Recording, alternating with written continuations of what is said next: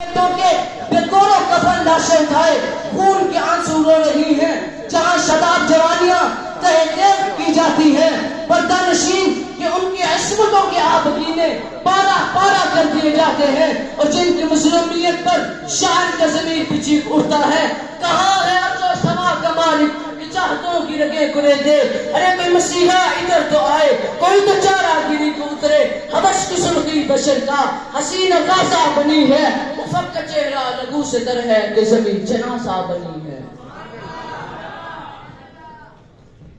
معزز صنادید علم،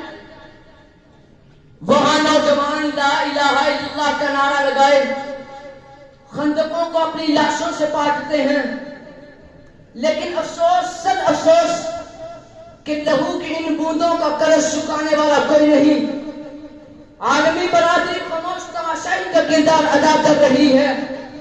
اقوام کی آنکھوں پر سامراجی قوتوں نے جالے تن رکھے ہیں، تو پھر سن لیجئے سخن شناس احباب ذوالوقار، اب نرگس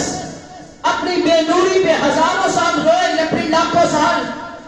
چمن میں دین آور اس وقت تک پیدا نہ ہوگا جب تک ہم اپنے حصے کا دیا نہ جلائیں،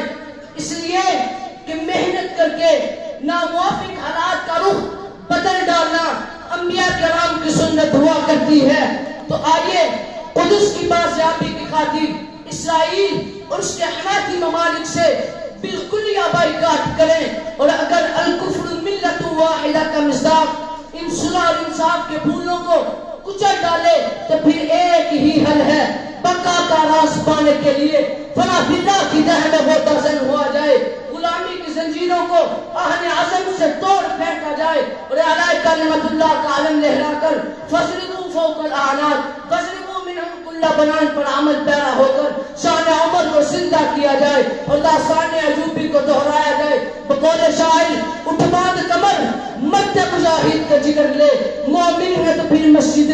اقصی کی خبر لے، کچھ جذبہ ایمانی بڑھا کچھ ذوق خضر لے، سہول شر انگیزوں کی پھر خوب خبر لے، جا دیکھ فلسطینی کے خون آلود بدن کو،